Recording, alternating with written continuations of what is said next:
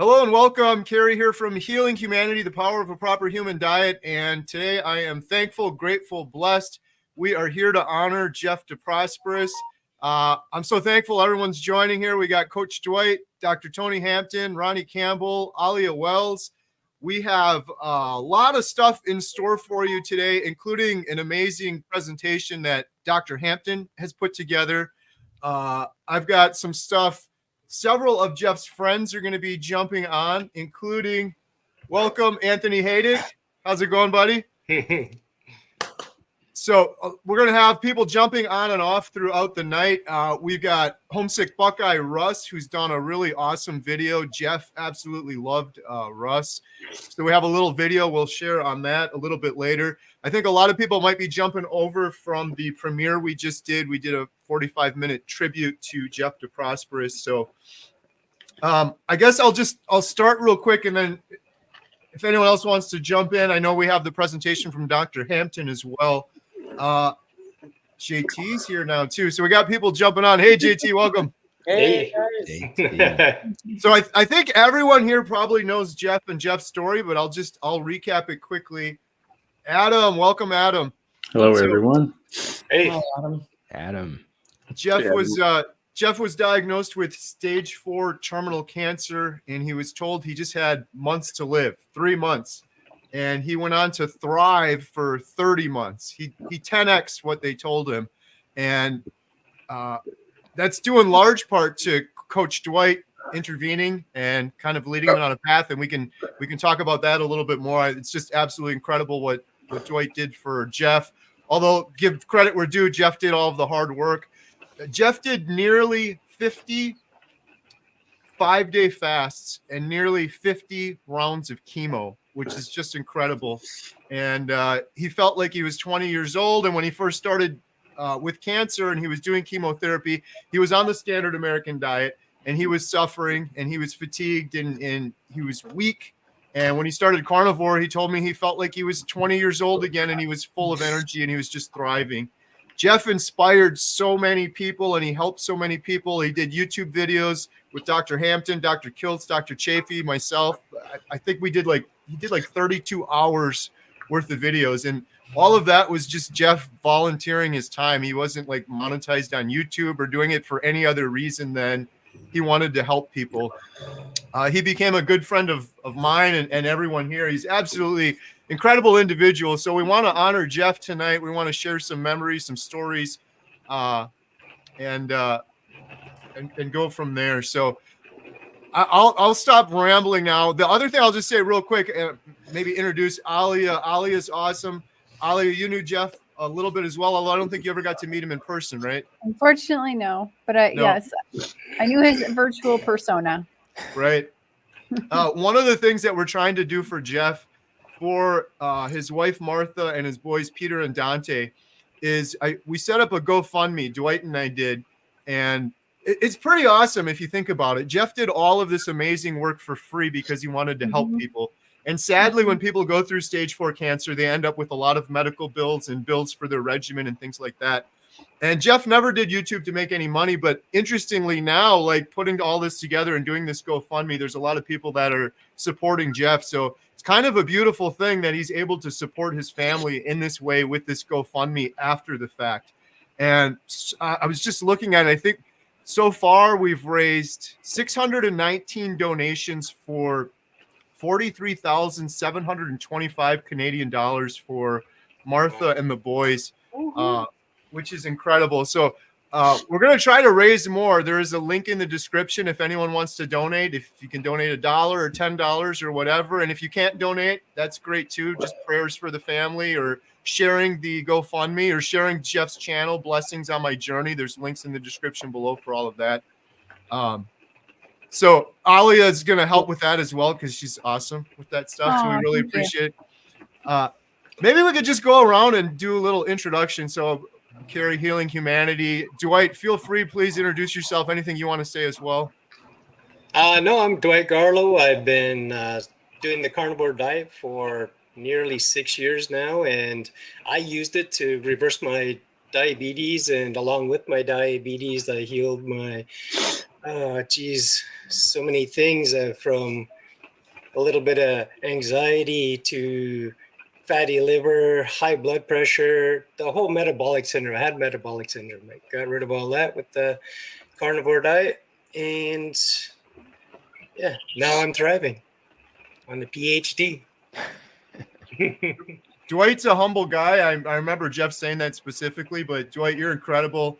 We just did a video a while ago with Dwight honoring him, but besides helping Jeff, Dwight's helped 65 people in his community fix their metabolic health, reverse type 2 diabetes, find a path to healing. It's absolutely incredible, Dwight, what you're doing. So I think that's something we should celebrate. I said that before, but around the movie theater here, we like superheroes, but those guys are fake. There's actually real heroes out in the world. It's pretty incredible. So I love you, Dwight. And speaking of real heroes, we got absolutely. We got Dr. Tony Hampton too here. Speaking of heroes, getting people off their medication, helping people heal. So yeah, Dr. Tony Hampton, maybe if you could talk a little bit about yourself. Yeah, well, first of all, I'm happy to be one of those rare doctors, certainly in Chicago, who is crazy enough to eat a carnivore diet. But I've been blessed because of it. And about 12 years ago, I was a vegetarian.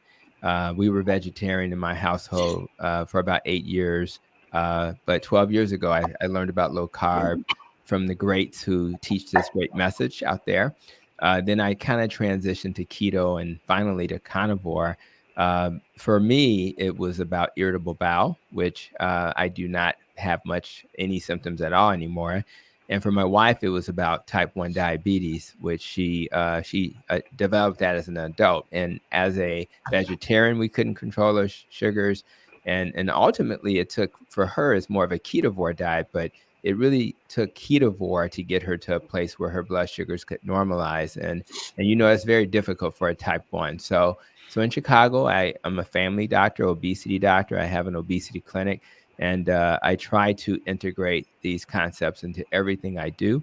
And I hear healing stories every single day because of this. But prior to that, I was basically a drug dealer. I was giving drugs over and over again. Nobody was getting off medicines. But once I discovered this low carb, keto, and carnivore approach, and it depends on the person which way we go, people have healed. So for anybody who's hearing this message for the first time, you have an amazing ability to heal if you simply put the right food in your mouth. So I'm here to kind of help spread that message and support this community. This is like my family, and I'm sure Jeff felt the same way. Yeah. I love that, Dr. Hampton. And I just want to say real quick, it's incredible what you're doing because you're actually in the trenches and helping people that are coming in to see their doctors. And the other thing I wanted to mention is Jeff was just so appreciative. I think it was Thanksgiving Day. Dr. Tony Hampton put together a presentation regarding cancer. And we've had presentations before from Professor Seyfried, which is great. But Dr. Hampton, besides being a doctor, you're an incredible teacher. And Jeff was so thankful for that presentation you put together. I was too, because when you talk to Professor Seyfried, he's great, but we're talking about mitochondria and we're using a lot of big words. And some of that goes over our heads. And you really simplified it. It was like, made it all make sense. Jeff said after that call, he was like, that was the best doctor call like I've ever had. So he was so appreciative of that. And just for everyone watching, Dr. Hampton has very generously put together carnivore diets and cancer presentation we're going to be sharing on this call as well with some more insights into Jeff's journey with carnivore and cancer. So that'll be coming up soon. So thank you for that, Dr. Hampton. Anthony Haydick, how's it going, my friend? Going pretty well, Carrie. Thanks for having me on. I'm super excited for the presentation of Dr. Hampton's coming up. Just because and people that don't know me, I have stage 4 GIST cancer living inside of me. And I am now 13 and a half months on carnivore, and the cancer is controlled. I'm actually having success shrinking tumors, and I've been actually off Western medicine treatment, like oncologist treatment, since January 31st of 2023.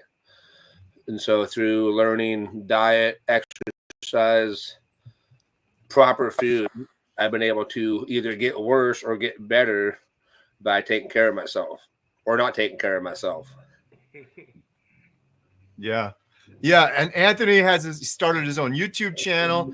Anthony is an inspiration as well. It's awesome what you're doing. I did a video with Anthony as well. So looking forward to talking to you some more. I know Jeff was a big inspiration on your journey. I think like that's kind of how you figured out this stuff was through a Jeff to Prosperis video. Is that right? A lot of what I've been implementing into my own regimen is from a Jeff. Yes. I didn't even want to do carnivore at all because I'm 33 now, but in my age group, we were always told, you know, red meat causes cancer. And so that was the last diet I wanted to try. And then a friend of mine sent me a video of Jeff, you know, blessings on my journey, doing chemo, fasting, carnivore, the whole 9 yards. I'm like, well, if this guy's doing everything with chemo, what's my excuse not to try it? And so I went from, I think I was ketovore at that time. We just went hardcore on the beef, butter, bacon, and eggs only. And 3 months later, the cancer growth had slowed down dramatically. And I thought it was a fluke. I was like, oh, it's a bad scan.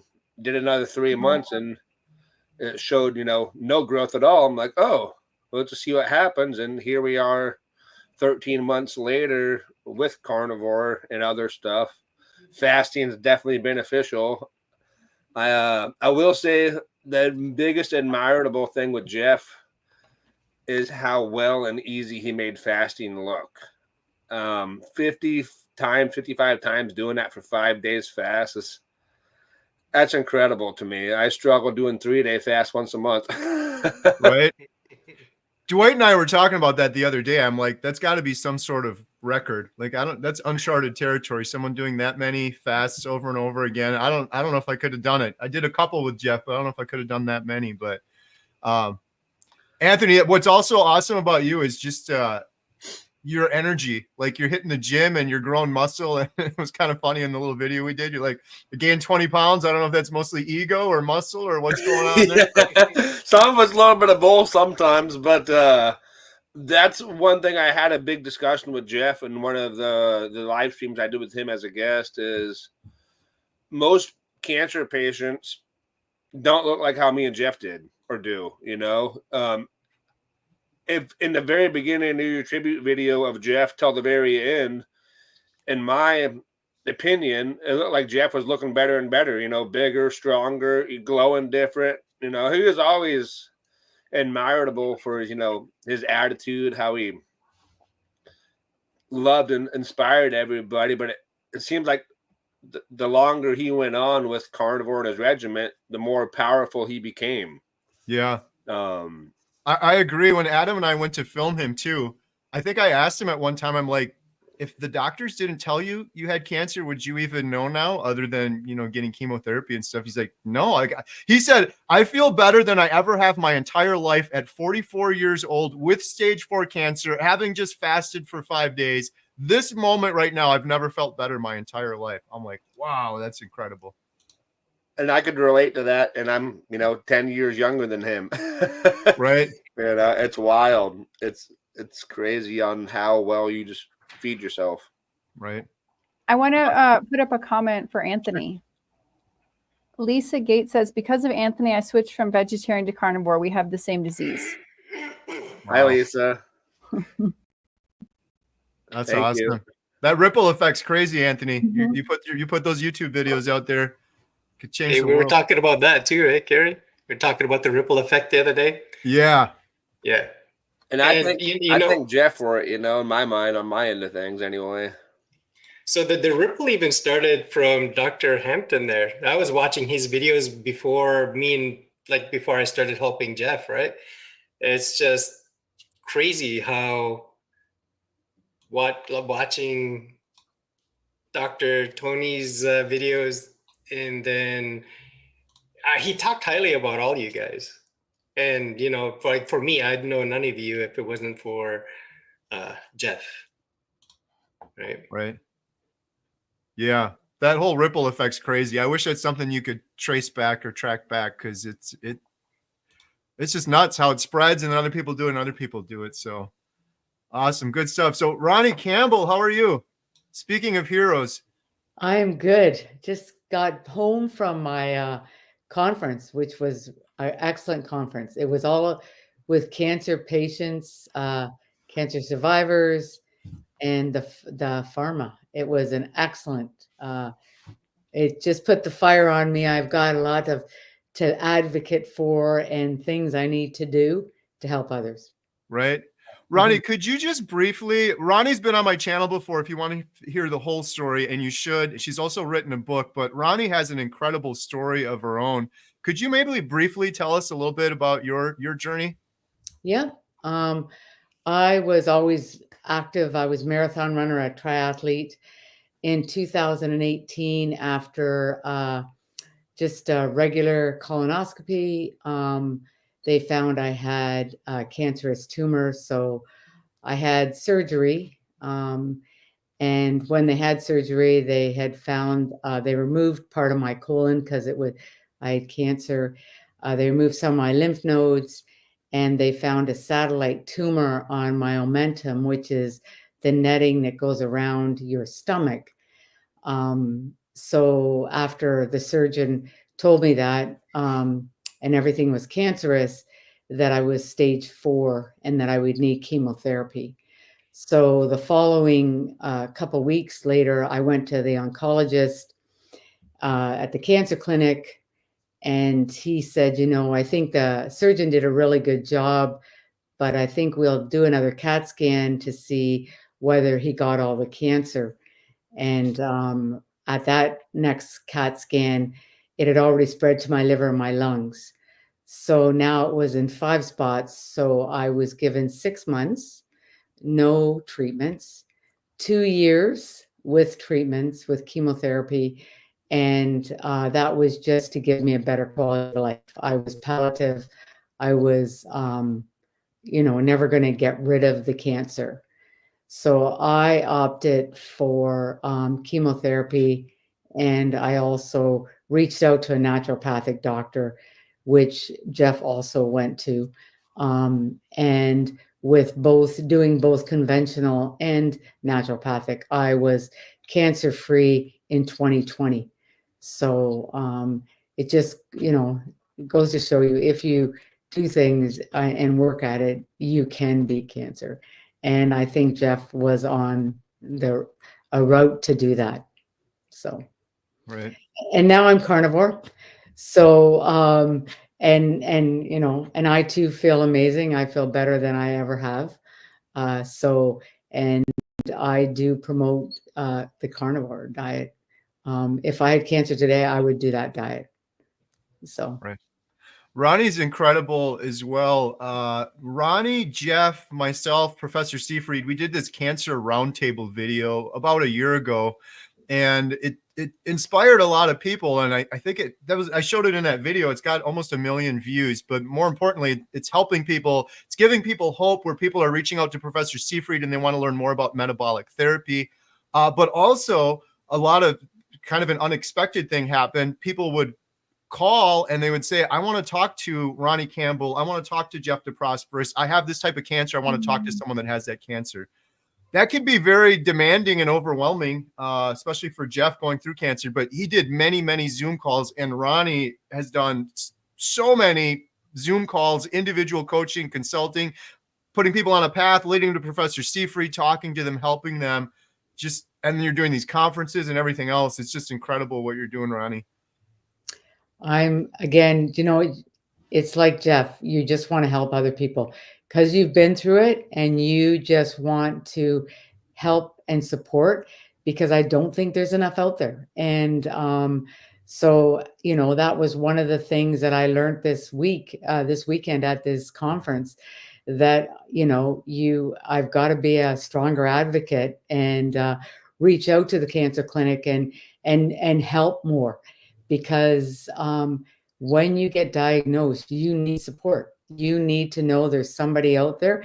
And some cancer clinics do that, but the one here doesn't. And there's a lot that don't. And cancer people need support. They need to have people to support them and to mentor them, right?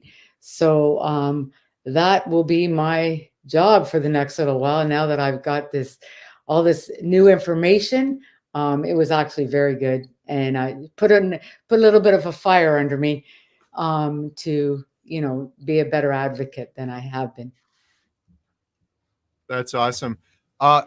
So we put together a cancer action plan. Jeff and I worked on this quite a bit. Ronnie as well. There's a whole bunch of resources, regimens, links to Professor Seyfried's work, links to the awesome presentation that Dr. Hampton did with us on Thanksgiving. It's like a free cancer action plan, but we were trying to get 1 million signatures with the goal of someone that's diagnosed with cancer having metabolic therapy as an additional tool in their toolbox. Not the goal of saying everyone that gets cancer has to do what Jeff did or what Ronnie did, but just so they have this as a tool in their toolbox. So if people want to sign that, it's completely free to sign. The cancer action plan is completely free. I just put a link in the chat, and I think there's a link in the description as well for that. So thank you, Ronnie. Thank you. Alia, we talked about you a little bit. I just got to shout out Alia real quick. Alia was a big reason that I even met Jeff because the 24-hour live stream is how I met Jeff. And Alia was a big proponent and a big pusher of the 24-hour live stream. So Alia has her own YouTube channel as well, and she's pretty awesome. So I don't know if you want to say anything else, Alia, but I just want to say a big thank you. You're so welcome. And I hope that we can raise some funds tonight for Jeff and his family. I want to say cancer sucks. I'm sorry. I know I don't have cancer, but literally one of my very good friends just died yesterday, and she didn't tell anybody.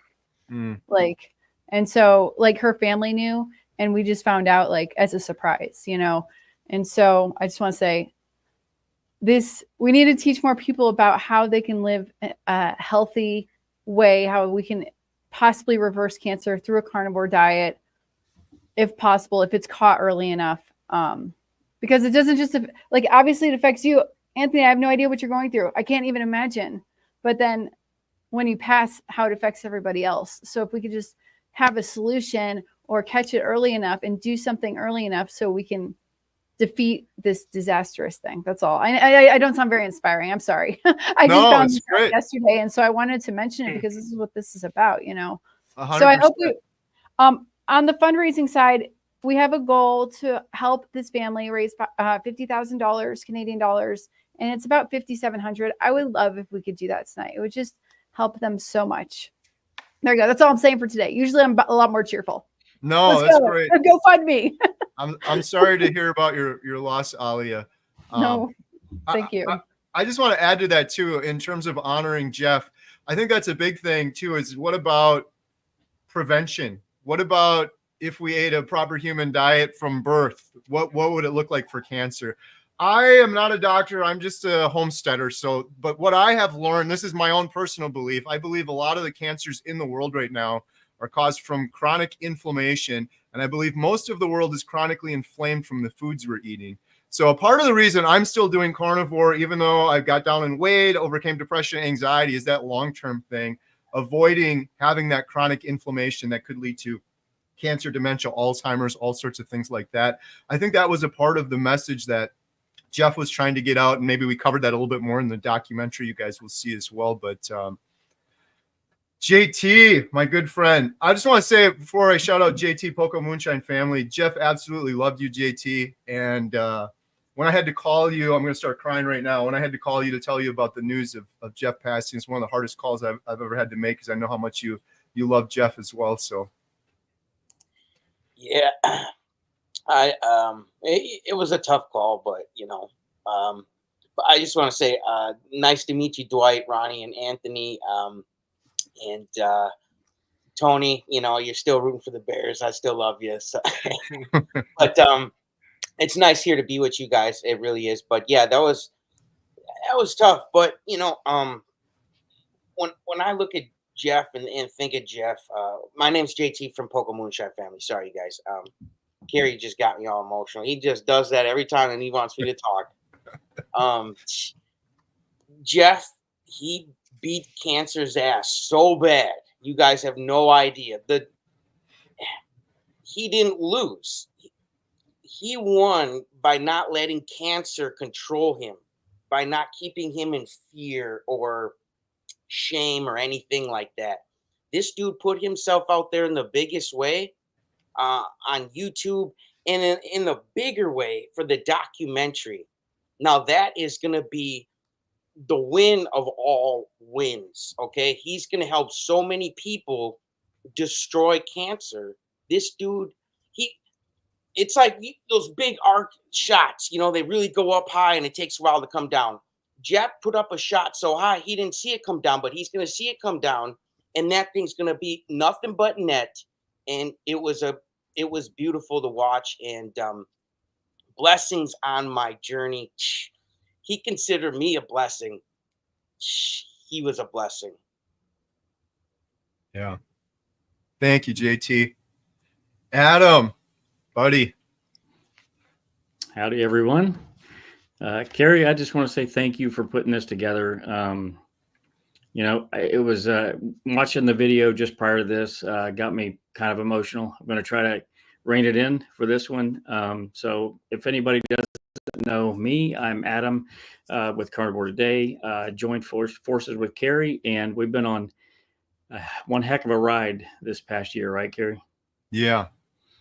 And I say ride because it almost seems like, you know, all of this, as Bill Knott says, is providence, and things are just falling into place. And even with this sad news with Jeff, I do believe that everything happens for a reason. And just like JT was saying, Jeff's story and his journey and his whole attitude of wanting to help others, I think, is going to come out in this documentary in such a profound way that's going to inspire so many. And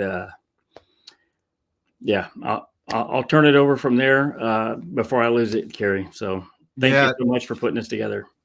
No, thank you, Adam. I appreciate it. And I agree 100%. So the video that we put together, it was an honor to put that video together for Jeff. It was a little hard because we were trying to stick to just the YouTube video clips.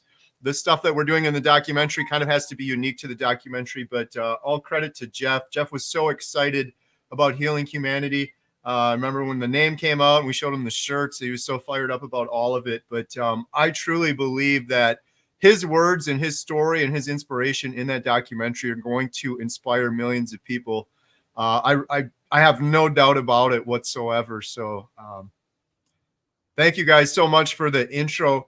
I want to go around and maybe share a little bit about Jeff's, what we found, blessings on my journey, what sort of blessings, memories, thoughts of Jeff. But maybe first, Dr. Hampton, if we could jump into the presentation you put together. I think everyone would like to see that. Absolutely. I am, again, privileged to be here. This is my community. This is my family. And I just love that I've been given the privilege of, you know, first of all, being a doctor. Who knew, right? I grew up in a tough neighborhood on the west side of Chicago, and magically I managed to get through that and find myself in this beautiful field. And I always felt like I was going to be a healer, but I didn't really fully understand that until I discovered that the food was the medicine. And when I went to the metabolic rally, that we just had, and I actually have my shirt on, you can kind of see it. Me and Nina Teicholz, Eric Westman, and others are just really trying to get this message out. And it's a privilege. So for me, this is family. And I want you guys to know that taking a little time to be with you guys tonight is a privilege for me. So, but as we kind of start this presentation, similar to what I did previous, but it's really to help those who didn't see the presentation previously at a high level to understand why would Jeff decide that a carnivore diet is a way to heal. And it seems the opposite of what he should do, especially for a colon cancer, because we've been told for years, don't eat red meat because it causes colon cancer. But I think Jeff is even though it's anecdotal, and I'll prove you that it's not anecdotal, he's proven to us that you can actually use this diet to heal. So the opposite of what the mainstream is saying. And it's just been a privilege to interact with Jeff. I remember when we did that video, that live stream, he inspired all of us. And he is just his legacy will live on, and is doing it right now. And his family should be proud of him for what he's achieved. So let's kind of walk through a few slides that I think will help you understand where I'm going with this. As you know, it was teed up by Carrie that Jeff was given 3 months to live, but he defined the odds and lived 30 months. Now, as you can, if you do the math, that's 30 times longer. And that's really important, because if you think about 30 months, right? I mean, you're talking about, if you do the math, that's like 2,000, 219,000 hours that he had to spend with his family that he was told he wouldn't have. So now he has more time to love them, more time to guide them as a father, give them wisdom. I saw some of his videos on his YouTube channel. I encourage you to check out his channel. More time to make videos, more time to travel. I mean, I saw him doing that stuff in the gym. I did see some of that video, Carrie, and it was just so inspirational to see this guy doing what many people who don't have cancer are doing. He created a legacy in a short amount of time. But more importantly, and which is why I'm kind of presenting this to you, he created hope for all of us. He gave us hope that, yes, if I get this diagnosis, which for many sounds like a death sentence, there's a way to go beyond that death sentence. And if you think about what we're saying that there's some scientific evidence to support the decision he made to move towards a diet where you eliminate carbs. So there was a study done in the Journal of Clinical Oncology that looked at this. Now, this is a keto study for stage 4 colon cancer, but guess what? Carnivore diet is a keto diet. So basically, although we need to do more studies with carnivore, we can lean on the keto studies right now, because this is a version of the keto diet. So in this study, they found that keto and chemo increased the survival of people who took that approach. Now, Jeff just proved to you that that's real. The problem is the medical community have blinders on, and they have no clue. And I doubt very seriously that most people in this country, in the US, are being advised to consider this dietary pattern, although the science does support it. So, and if you look at this, a lot of times you hear about these stories and you think, well, this is not going to be my story or my family's story. But guess what? 1 in 3 people will develop cancer. Think about that. 1 in 3 people that you know and love will have some form of cancer in their lifetime. And it is projected that it may become the leading cause of death in the United States and worldwide. So, and what we're learning, and I'm so grateful that we're learning this, that one of the main reasons for that is because now we consider cancer a metabolic disease. And as you know, the fact that it's metabolic gives us hope, because it allows us to have a way to deal with it. And thankfully, the way we deal with it is through what we put in our mouth. Now, the number 1 cause of death is currently heart disease. Cancer is number 2. And I want you guys to, I'll circle back to this. I want you to tell me what you think number 3 is. It's going to surprise you. So in the comments, put in the comments what you think is the number 3 cause of death. And it's going to surprise you. And as we move forward with the rest of the presentation. So let's look at what the causes of cancer are. And this is good news, guys, because the causes of cancer are things that we can do something about. We were thinking about things like the environment we live in, pollution, insulin resistance is a lot about what this diet is going to help us with, how we eat, lack of exercise. You saw Jeff in the, if you had a chance to see the video, he was exercising. That's really helpful. And obviously toxins that come from things like smoking. These are all modifiable risk factors and things that we can do something about. Our babies should not be drinking juice all day. Our babies shouldn't be drinking smoothies all day. It's nothing but a big bowl of sugar. And if we remove that out of their lives, maybe down the road when they get older, they won't succumb to cancer as well. I put this in front of you because I think it's important that we understand this is not a man disease, this colon cancer thing. This is both men and women. As you can see, it's the third leading cause of cancer for both men and women. So it's really important to put that in front of you. And truth be told, even lung cancer is not only half the people with lung cancer are smokers. Think about that. And that's another reason for you to think, well, maybe there's something else going on except for the toxin of smoking is harmful, but half those people never smoked. And that should make you pause and say, there's something else going on. And I would argue is poor metabolic health. So as you know, there are limitations of the traditional treatment. The traditional treatment is always surgery, chemo, and radiation, right? And although we do need that, and as it was mentioned earlier, in combination with lifestyle change, it's important that you understand that that's not the only way. And let's think about some of the limitations that are now in this slide. So if you're having surgery, what's going to happen? You're going to have to deal with pain. You're going to be very tired. You may get an infection. You may even get a blood clot. Well, if you're dealing with chemo, again, it's going to make you tired. You're going to lose hair. You may be nauseated. You may vomit. You may even get like a neuropathy where your nerves are bothering you. What about radiation? Same thing. Fatigue, hair loss, difficulties swallowing, and other side effects. So although we may need these modalities, if we have a lifestyle approach that assists us, it's likely you won't need as much chemo. You won't need as much radiation, and you may not need it at all depending on the type of cancer. And at the end of the day, the last bullet point is important. Chemo and radiation targets rapidly dividing cells.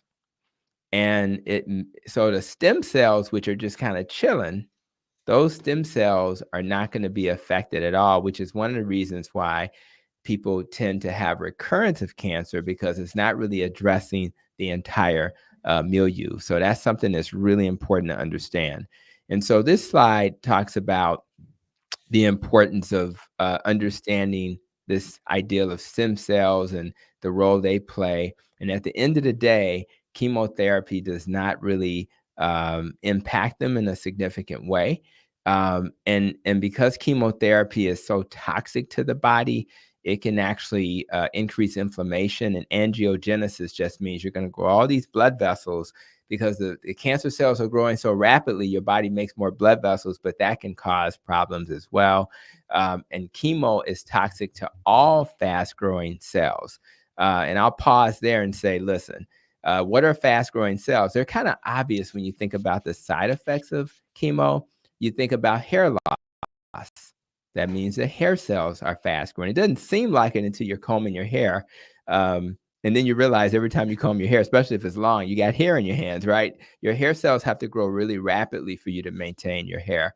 The bone marrow is going to be affected. So a lot of times when you're getting chemo, you'll find that those white cells and all those little cells in your body that deal with your immune system, they're going down in number because they're fast growing as well. Many of you are aware that your hemoglobin lives for like 90 days, right? That's why we do a hemoglobin A1C, and it's a 90-day measure of the glucose on your hemoglobin. Well, that's pretty rapid going. That's something that's going to constantly be rebuilt. Your gastrointestinal tract. Why do we get nausea and vomiting? Because your GI tract has fast-growing cells. And then, of course, on your skin, a lot of people getting chemo, they also get rashes and irritation of their skin. And of course, your reproductive organs are affected as well. So although we need chemo as part of our treatment plan, we have to be careful to understand that they are toxic to the body and some of the cells that they're going to target. And Jeff, actually, if you listen to him, he fasted a lot. And that's really cool because when you fast, and fasting before chemo is a thing too. In fact, an author by the name of Tentenborn wrote a book, Hacking Chemo. And in that model, you fast before chemo because when you do that, you put your healthy cells to sleep because you're fasting. But the cancer cells never go to sleep. So now the chemo will target those fast-growing cancer cells while your healthy cells are sleeping, therefore reducing the side effects. And in many cases, you can use less chemo and be just as effective. But again, these are the things that a conventional doctor has not learned. And of course, we realize that chemo is very expensive as well. That last little bullet point there. Now, metabolic disease. This is the type of stuff we're learning, that cancer is a metabolic disease, meaning that our mitochondria is defective. And the mitochondria, as you know, is the powerhouse of the cell. And what they find is that if you have a defective mitochondria, you're likely to have cancer risk that's higher. And what you find is that a lot of the cancer cells have very defective mitochondria. So that's a completely different concept. Most conventionally trained doctors think it's genetics only. And if it's true that the mitochondria is the source of cancer, defective mitochondria, the mitochondria depends on glucose as well. And at the end of the day, when you have restriction of glucose, you may be able to do yourself a big favor when it comes to cancer. So I just want to put Dr. Seyfried's book in front of you. We've mentioned his name many times. For those who have family members who are battling cancer and they're looking for answers, they absolutely need to be aware of his book. And also this other book called Tripping Over the Truth. So I just wanted to put that in front of you guys, because at the end of the day, we want to provide our families with resources, because we're kind of rushing through this, but we want to know what do we circle back and look at that's going to help us in our family. So again, starving the cancer cells is the goal, because cancer cells primarily survive on glucose as their fuel. So although there are many people in the world who believe that a plant-based diet is the way to go, if you're saying to me that glucose is their primary fuel, that's not very logical. And it wasn't logical when they told you that colon cancer was caused by a steak, which is basically not going to create all of this glucose.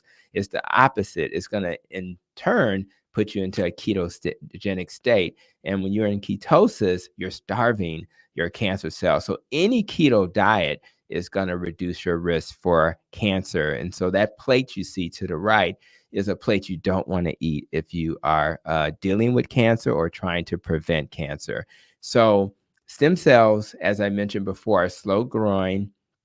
Chemo targets the fast growing cells, and we must target the stem cells. So the question becomes, how do we do that? Now, when I created my Protecting Your Nest podcast, many of you may not know that that podcast acronym has a nest and a rope. And if you look at this tree, this is the functional medicine tree that I learned about in my master's for nutrition and functional medicine training. So if we look at the end, the nest, right, the nutrition. So we know nutrition is a factor. These are the roots. So if your roots are sick, right, then what is the tree going to look like? And I think what we do in conventional medicine is that we treat the cancer by pruning the tree. So we give chemo and radiation, and we do a good job with the top of the tree, but we don't deal with the root causes. And because in healthcare in most countries, including America, we don't deal with the root cause. So that's why I came up with this nest and rope. We have to deal with nutrition. We deal with the E for exercise. That's why Jeff was exercising. The S's are for sleep and stress, that you see to the left. And then we deal with the T. If you had trauma in your life, the trauma of losing a friend, which happened to Alia, you got to recover from that, right? And then your thoughts have to be in a way that serves you. You have to have positive thoughts. And I learned from my losses, and I move forward in a positive way. And then the rope talks about, to the left at the bottom, you see relationships. That's the R, right? If we're in all the relationships we have tonight and moving forward and in the past, those relationships that serve us, we hold on to those. And if we have relationships that don't serve us, we move away from those. It's not just about diet, guys. All of these factors matter. And then the rope also has an O and a P. That really reflects that toxins. I don't want to have organisms and pollutants that can harm me. And then the E is really more about protecting your emotions and making sure your life experiences serve you. So I wanted to put that in front of you, because I don't want anybody to walk away from this conversation thinking carnivore is the answer.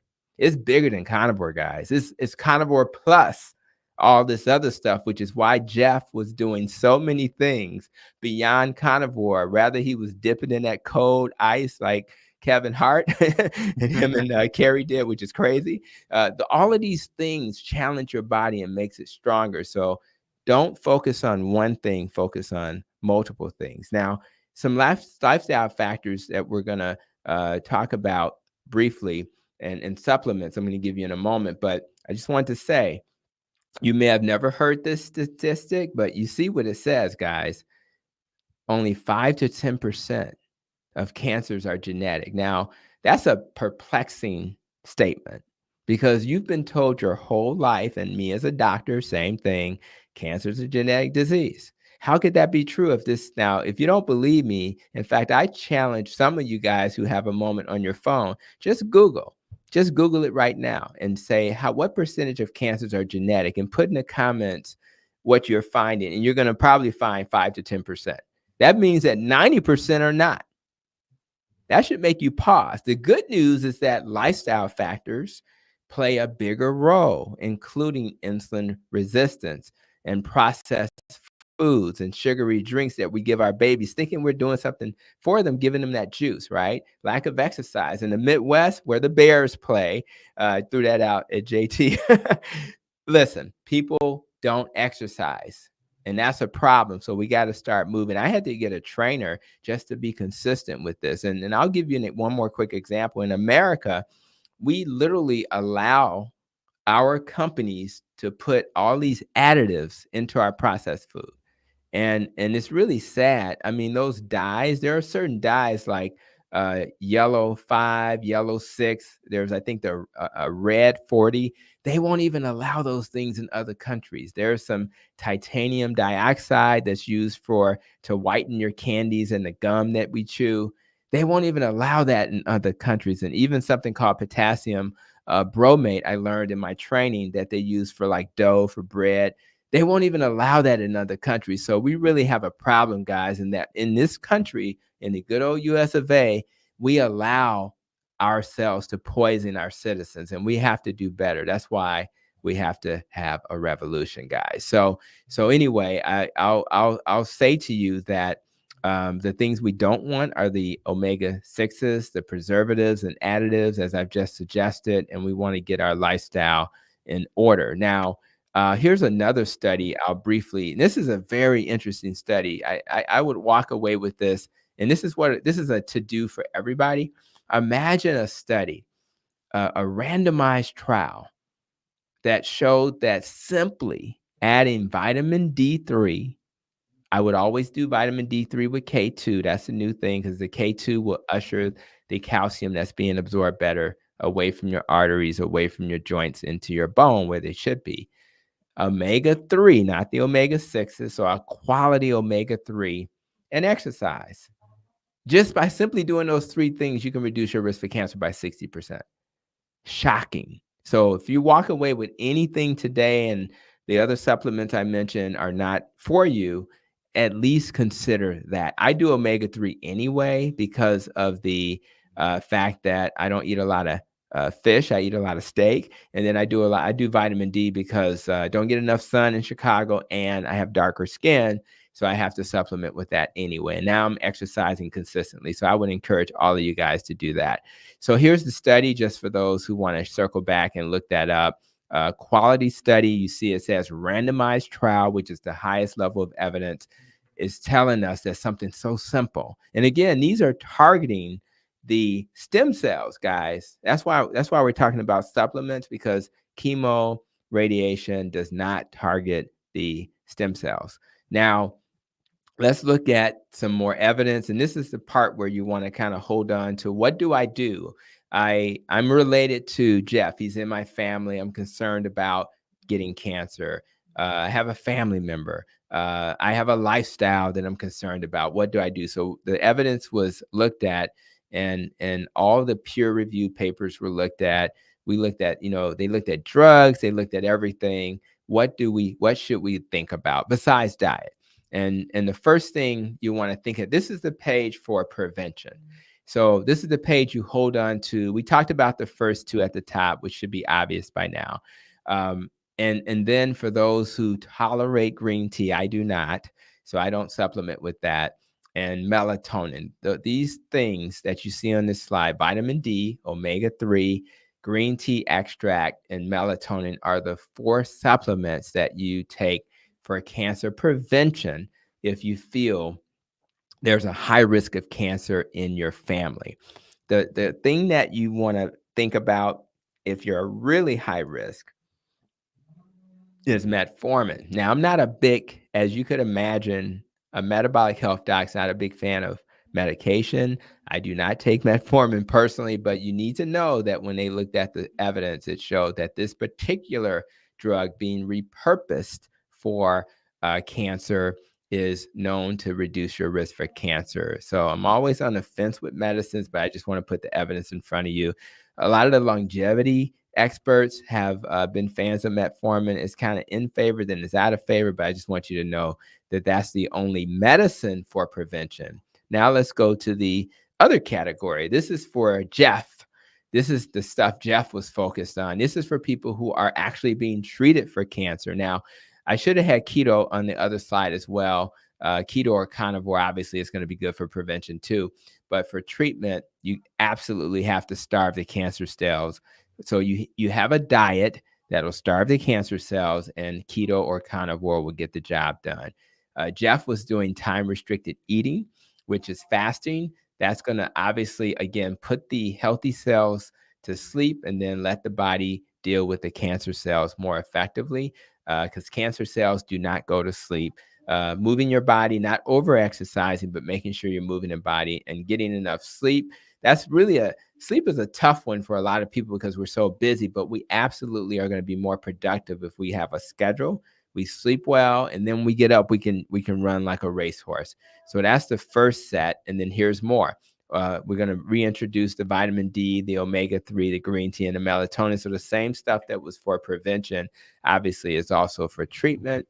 And then we're going to bring along the curcumin.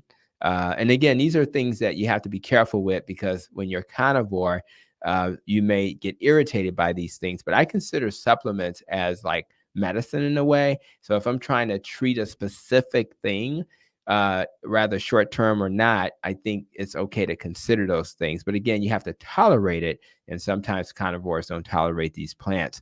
Having said that, we bring back metformin, and mebendazole may be familiar to you because that's a drug that's used for worms. So you see that a lot in other countries. But again, it's a drug that has been repurposed for cancer prevention. So I'll give you those. So those are the things you want to think about. If you're in a situation, you're learning about Dr. Seyfried and others, you're hearing Jeff's story, and you're like, what can I do? How can it be actionable? And that's kind of what Jeff did for us. He left us a gift. He left us this gift. Now, I want to circle back really quickly and just remind you that cancer cells rely on glycolysis.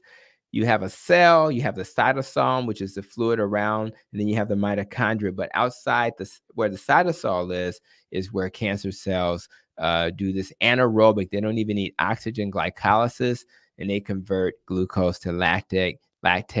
And when the mitochondria is not functioning well in cancer cells, they can't really get their energy from there. But more importantly, glycolysis is quick. Cancer cells need quick energy. And although they don't get a lot of ATP from this process versus oxidative phosphorylation, which is more efficient, they use this process. But again, the key message here is that glycolysis is dependent on glucose, which is why cancer cells only can thrive in a high glucose environment. So if you have a high carb diet and you eat a lot of that type of food, high glycemic, you're going to struggle with cancer. And guess what? If you go into the hospital, what are they going to give you? Juice, oatmeal, cereal, grits, toast, and they call that a healthy diet. And all you're doing in that setting is feeding cancer. If they give you an IV with some type of, they call it parenteral nutrition, what are they giving you? Nothing but sugar. So we have a problem, Houston.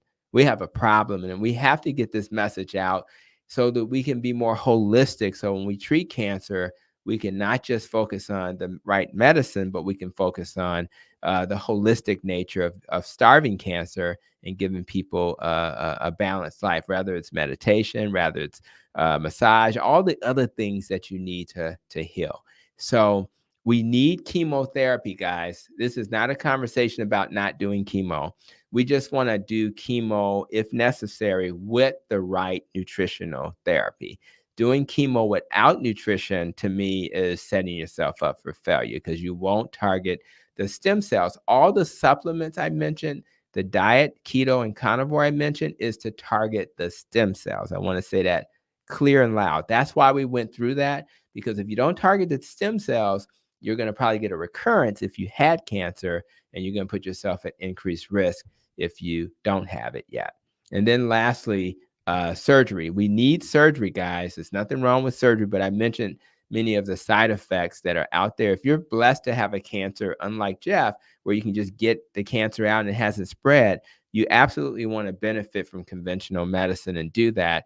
But again, if you do that and you want to heal well and you want to do well afterwards, you want to do the dietary patterns to go along with it. Because if you don't start doing the things to help you heal that probably you weren't doing that led to the cancer in the first place, you're really going to find yourself in the same place later. So at the end of the day, I wanted to put that in front of you guys to provide hope. This is what Jeff has done. He's given us hope. He's inspired me, because now I want to kind of yell from the rooftops so that we can have more people who won't get cancer. And for those who get cancer, they'll have more time with their family. And I know, as a man who has a 25 and a 27-year-old at home, I'm trying to get them out of my house. I always joke about that. But at the end of the day, they're constantly leaning on me for advice. Even today, my youngest son came to me and asked a question and was asking for advice. So we have a role to play in their lives that's so substantial. And I just am so grateful that Jeff has given us an opportunity to focus on this part of our life, because it's the second leading cause of death, and given us a reason to be hopeful. So I hope all of you guys who have checked us out today appreciate Jeff for what he's done. And I know I do. And I just wanted to put some basic concepts in front of you guys so you can walk away from this discussion, not just with inspiration and celebration of his life, but with some knowledge so you can be actionable and do something about it. So Carrie, all you guys, I appreciate the opportunity to be in front of you. I would do this every day of my life if I could. So thanks, guys. I appreciate it. Thank you, Dr. Hampton. We really appreciate you getting a lot of really good comments. Everyone's very thankful for you doing this presentation. If anyone on the stream now has any questions, please raise your hand or let me know. I just have one, Dr. Hampton. One of the things is, it seems like these cancers are getting people younger and younger. And despite all the billions of dollars spent on cancer treatment, it doesn't seem to be getting any better. Is there anything people can do proactively in terms of early detection? Because some of these cancers, it seems like they're so brutal for people because you don't realize they're there until they're too far spread around. Yeah, the tests we have are not perfect, right? So you think about when it comes to young age, we don't have a lot of great tests. We do have women who, at least at the age of 40, should start getting those mammograms. If you are in a family where a lot of the ladies had cancer earlier, let's just say it was 35, then you go 10 years earlier than that and you get yours at 25. Same is true for like a colon test. We've lowered the age from 50 to 45, and young ladies should absolutely be getting a once they're sexually active, a pap smear, and then they do HPV testing. HPV virus is the cause of cervical cancer. So if you have a pap smear and you don't have HPV, you probably won't be getting cervical cancer. In fact, that's why they allow women to sometimes go 2 or 3 years without a pap smear if their HPV is negative. So getting pap smears is an important thing. The guys should also be doing the prostate specific antigen test, the PSA. You can start getting that certainly at 50, but maybe as early as 45. And again, if you have a family history, you should definitely think about that. We have low dose CT scans for people who were previous smokers. If you were a previous smoker, you should absolutely do that. And then for when you think about your family history, that's like really important. So if your family history is saying, yeah, there's an issue with my family history, I need to be concerned about the cancers that's common in my family. If I'm starting to lose weight and I'm not trying to lose weight with keto or carnivore, I should be concerned. Cancer cells take a lot of energy out of your body. So if I'm feeling tired all the time, that should be an issue. You can feel your lymph nodes in your groin and your neck. You should worry about that. You shouldn't be coughing, right? If you're just coughing and you don't know why and you've treated it, you should worry about that. So I just think that at this point, we don't have, that's what we have. And that's why the lifestyle is so important, because if you don't like do the lifestyle, then you're going to find yourself at risk, because we don't have great tests when we're little. Now, you can get genetic tests if you're high risk. So that's something that you need to think about if you see a genetic risk, like BRCA genes, for people who are concerned about breast cancer. That's great. Thank you. Yeah, Dwight. I think you got to there we go. Yeah, here we go. Hey, I got a couple of questions for Dr. Hampton, and I don't want to make you feel like I'm not attacking. I want your opinion, I suppose. So, so this first one is for everybody. So I was watching some videos today, which I watch a ton of videos. I was watching, I think the channel was called The Patient Story, and it was about a lady who had lung cancer. And at the end of her clip, she says that she holds up her smoothie and says that she knows, or she heard, that cancers thrive on sugar. Mm-hmm. But everybody's got to have a little bit of sugar. No. Yeah, well, I think that even nutrition professionals are being taught that you have to have carbs to serve glucose to live, and you have to get it from external sources. So yes, do you need glucose to live? Sure. But does it have to come from your diet? No.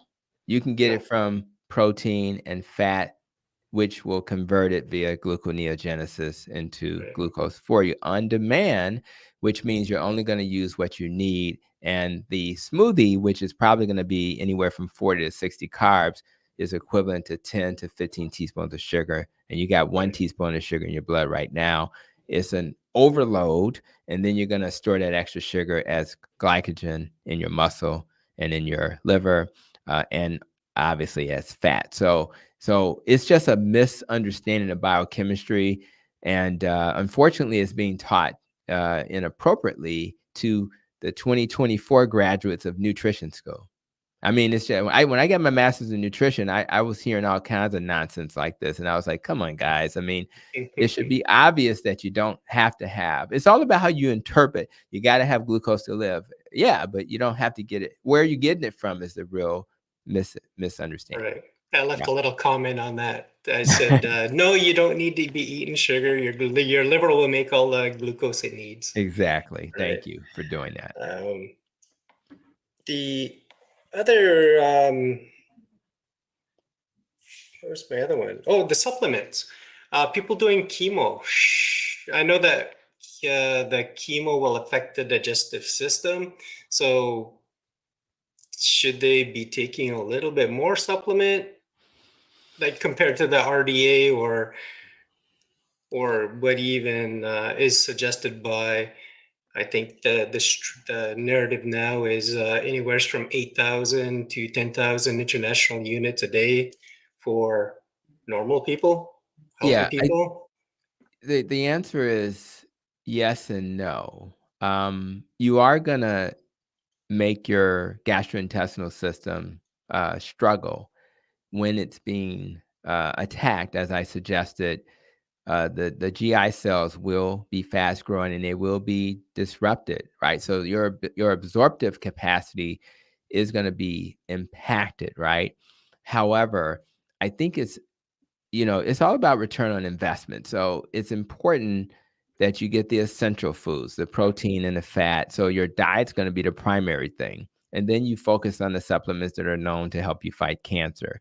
Is it okay to take a high quality multivitamin? Maybe it's, food-based to add to that? Sure. But I think I would focus more on the things that have evidence to support them, recognizing that at the end of the day, your priority is to be nourished, but it's more, your bigger priority is to get this cancer under control. So I would focus on that, and then and just be comfortable knowing it's not going to be optimal. No matter how much you supplement, your body's going to struggle while you're fighting cancer. So and again, the big message is it's okay to use supplements as a type of medicine, but you don't have to necessarily do supplements forever, because if you have a high quality diet and a high quality lifestyle, you're probably going to be metabolically healthy, and your body's going to be able to resist most of the things that can harm you.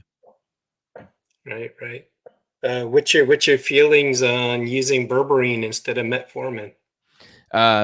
If it were because I'm not a big medicine fan, I would probably go in that direction. Yes. Whether it's for diabetes or, cancer. I think I just feel more comfortable with that. I just think that the downstream negative effects of medicine make you nervous. Now, let's be clear. A lot of medicines come from the plant world, right? So I don't want to suggest plants are just harmless. Dr. Chafee would have a fit if I said that, right? I'm with you. I believe that plants are medicine, and they should be used as a medicine. Just medicine. That's it, That's right? the way I see it. Yeah. So yeah, and I believe that a lot of the native history, that's how we viewed plants were as medicine. That's right. Yeah. That's it. How's about the vitamin Bs? Because a lot of them have a small half-life of 2 hours, some 4 hours, 8 hours, and we need them every day, right? Being a water soluble. Yeah, I mean, I think vitamin B is. I think most of the vitamins in general you're gonna get them in a better way, more bioavailable, just coming from animal protein in general. But and that's why you got to avoid those toxins, guys, because if you're an alcohol drinker, then thiamine, which is B1, you're not gonna. We supplement those folks who drink alcohol because they're gonna inhibit their B1 absorption, right? But there's B3, which is niacin, and we have other B vitamins like B12 for sure. We think about neuropathy, all these vitamins, even folic acid. I used to deliver babies, and folic acid's a B vitamin, believe it or not. And if you think about all their functions, they're critically important. Again, I think B vitamins are important. I would probably ask the person who's struggling and concerned with their energy level, et cetera, to do a high quality B vitamin for energy. But again, I think that in terms of cancer, I would probably lean towards the other vitamins before I would focus in that area. Right. Especially on a carnivore diet, right? As long as you're eating enough meat, or eggs, you should be getting. You're doing fine. Exactly. Yeah, like that little skin around the egg, that little film that has a lot of good vitamins in it too. So don't throw that in the garbage. Eat that too. I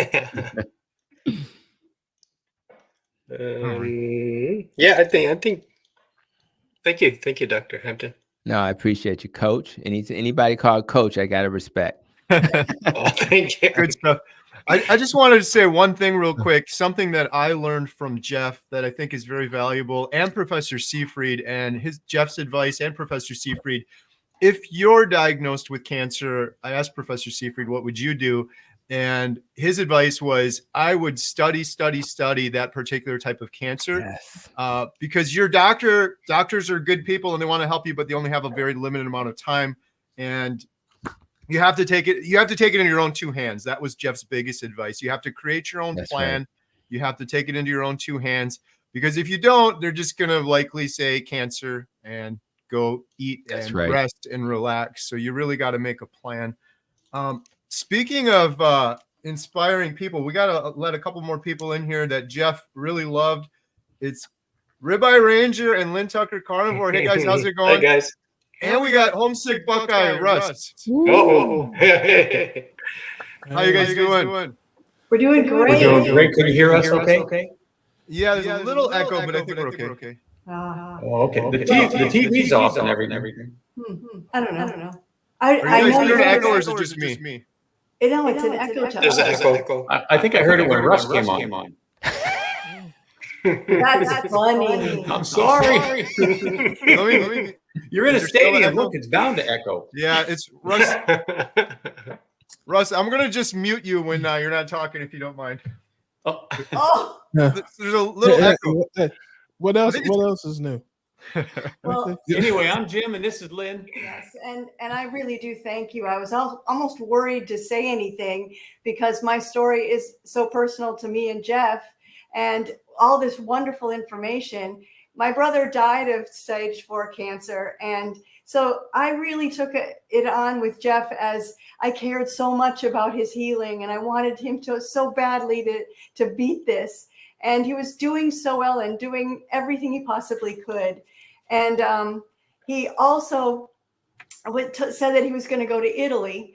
And so I wrote to him and said, "Oh, Jeff, this is so cool. My mom did extensive genealogy. She had her dad's family back to 1066.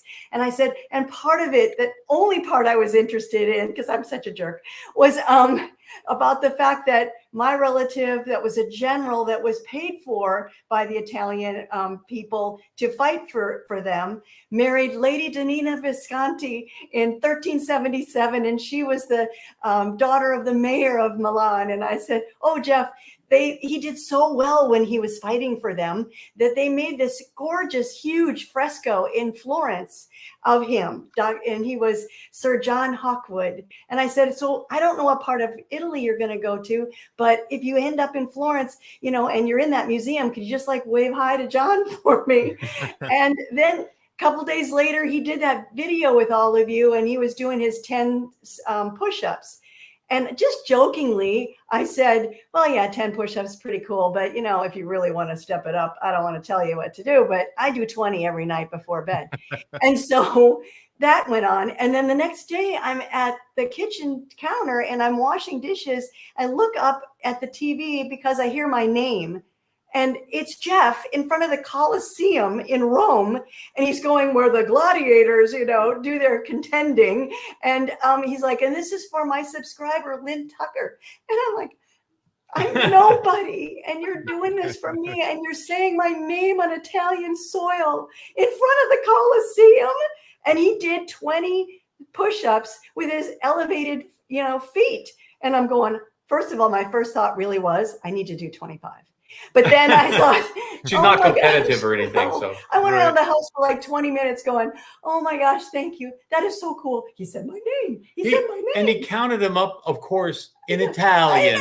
And I used to have an Italian restaurant and friends and walk the beaches of San Diego with my little Walkman tuned into Pavarotti at sunset, and tell me that's not emotional. So she was walking around for days after that. I was so Can you believe touched. Jeff said my name in the Coliseum? For all the things he was going through and for him to think of someone else. And then I thought, Carrie, when you were talking about how people might be mad at God. Well, I wasn't mad at God after that. I was like, God, I've been in marketing a lot in my life. And he's really a good spokesperson. I don't understand any of this. And I'm like, with what he did with Dwight and that protocol and Dr. Seyfried and that protocol. And then the Healing Humanity contribution and getting all of you together. And I'm going, I get it now. That was his mission.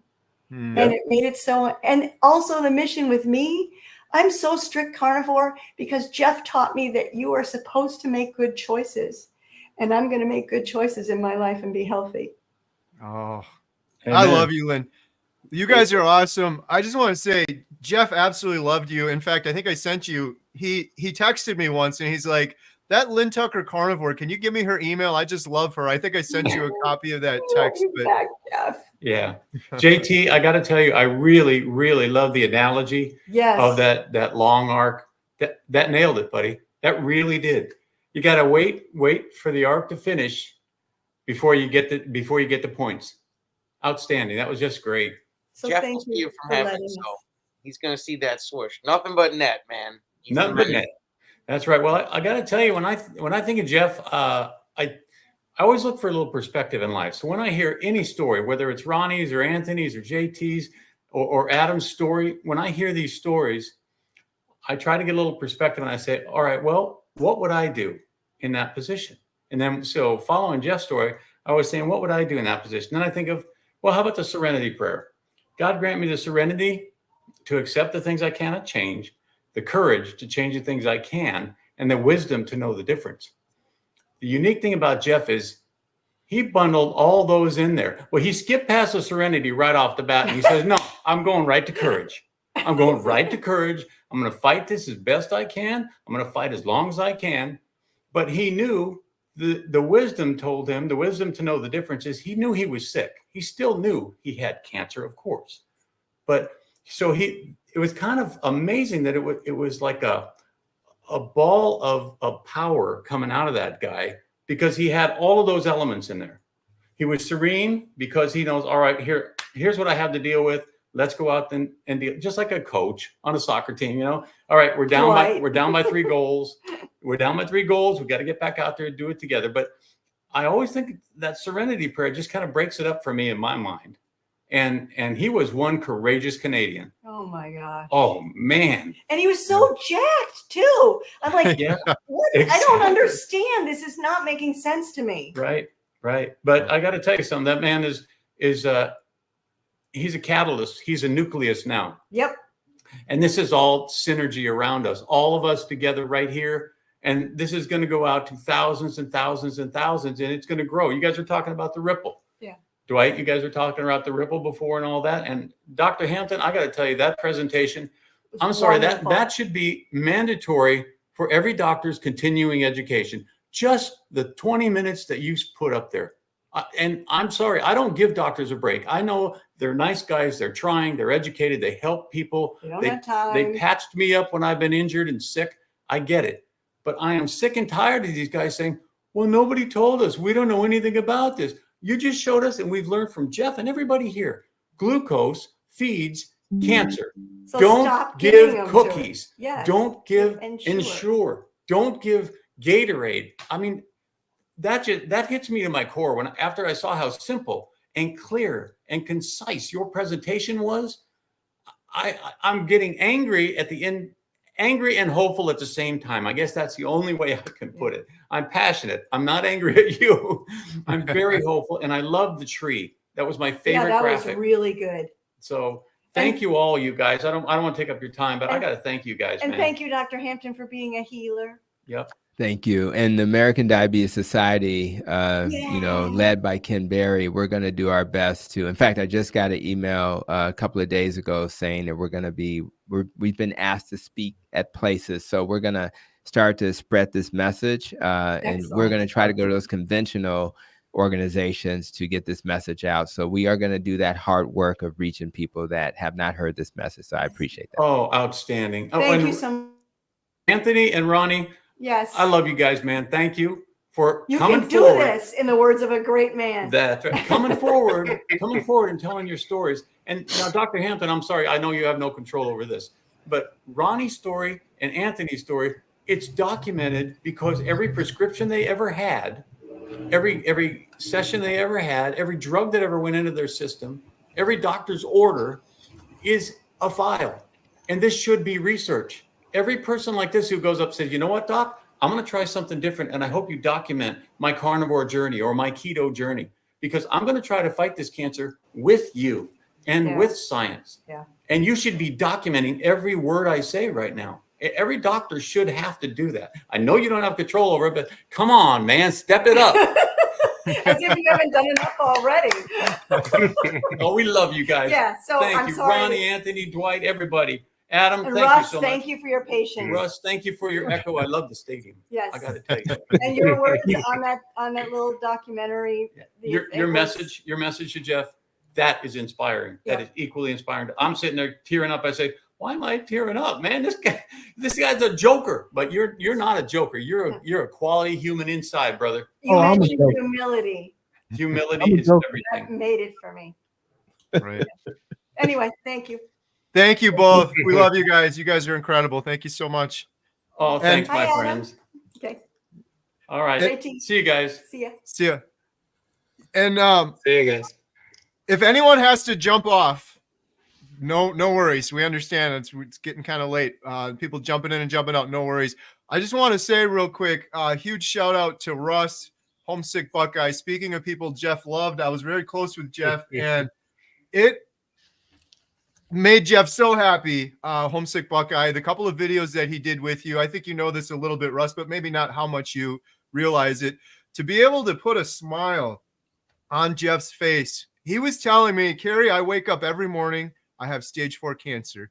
I go to bed every night, I have stage 4 cancer. It wears on me. It's hard to laugh when you're going through all of that, and you were able to make him laugh and put a smile on his face. And his boys, it's just incredible. He mentioned you so many times, so really appreciate you, Russ.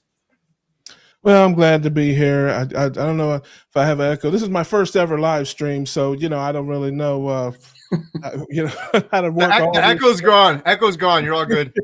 Yeah, so I am glad to be here with most of you. Is that Adam or is that a cardboard cutout of Adam? I can't. It's just hits me every time that cardboard cutout there. JT was emotional earlier, brother. You hang in there. Anna's gonna let you out of that bedroom, brother. You don't you give up, man. She's gonna let you out of there. You don't have to be, just wipe your tears, brother. I appreciate Dr. Hampton, my man T. Hampton's in the building.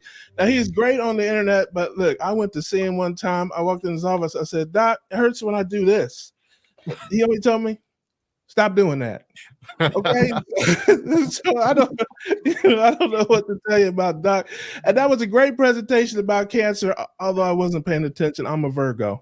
So when you come out with the Virgo presentation, you can let me know on that. And I watched that. So but seriously, no, it was a blessing. Jeff was a blessing to all of us. And listen, you want to learn something, go to Dr. Hampton's channel. You want to learn absolutely nothing, come over to my channel. That's you learn nothing there, but it's different for everybody. We got a lot of coaches, a lot of great doctors, a lot of great scientists, so much information, and me. So there you go. Just bring in the clowns. If you want ridiculousness, that's what I'm here for, man. That's my gift to the world. Right. Well, we got a special little clip from Russ. I think maybe we'll show it a little bit near the end of this live stream. Not from Russ, from Reverend IB Low Carbon, which was something very awesome. Yes. There's a story behind it, and if you play the video, you'll hear the story. So I won't tell the story.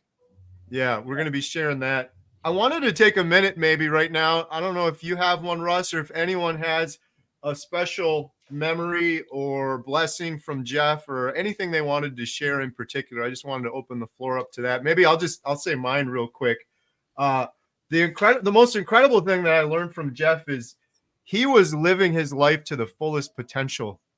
And it's kind of sad when you look around in the world, there's a lot of people that they're not diagnosed with stage 4 cancer. They're just kind of calling it in, or they're doing the bare minimum, or they're just kind of getting along. Mm-hmm. But Jeff was living every moment to the fullest potential. Like, he had so much energy.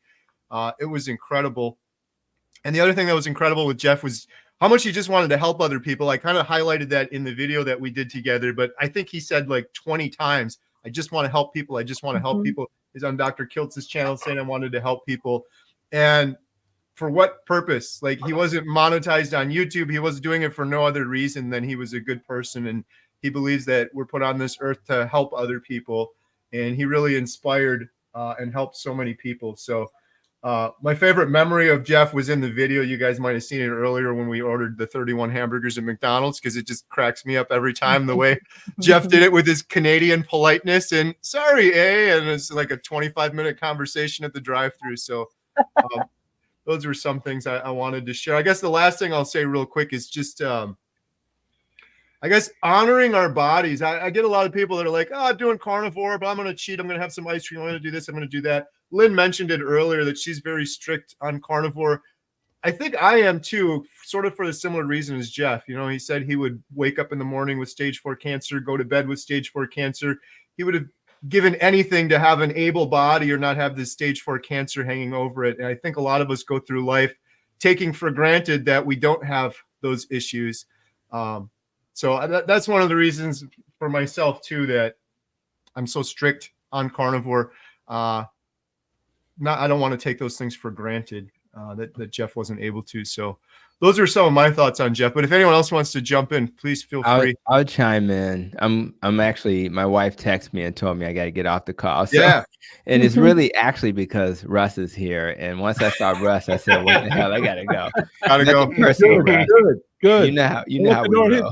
Don't let the door hit you. Don't let the door hit you, brother. So I'll say this. To me, Jeff is providing a reminder that the current approach we have to help people heal is not working.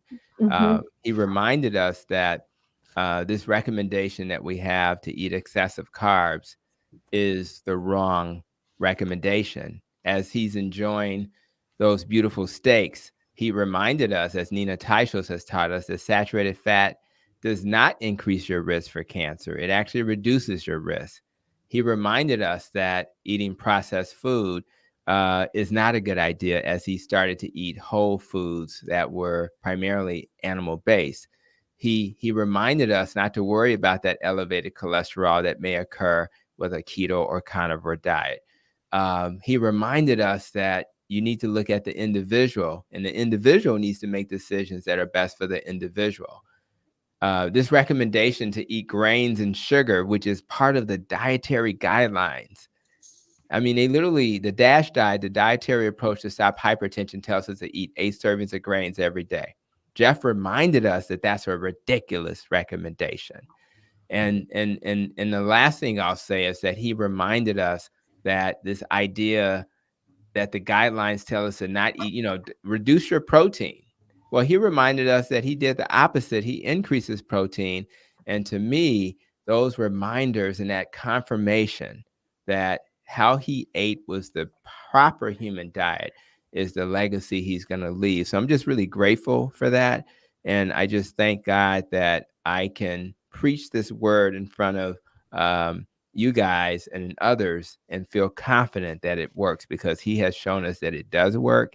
And those 30 months that, were much better than the 3 months he was promised, allowed him to get that message out. So I'll wrap up my comments with that. Russ, I do love you in a special kind of way. Call your wife, brother. Call your wife. Okay. So, and Russ, I love him because he brings humor to this community, and I will always appreciate that. So thanks, guys, for the opportunity. I'll listen in on what you guys have to say, but I'm going to get to the wife before I won't have one. So thank you so much, Dr. Hampton. Thanks, guys. Have a great evening. Okay. Hey, can I say something before you leave, Dr. Hampton? Yes, please do. Yes. Okay. So, I kind of got to know each and one of you through Jeff as he was meeting you all, right? And he loved you all. That's what I want to say. He loved you all. He talked about you guys.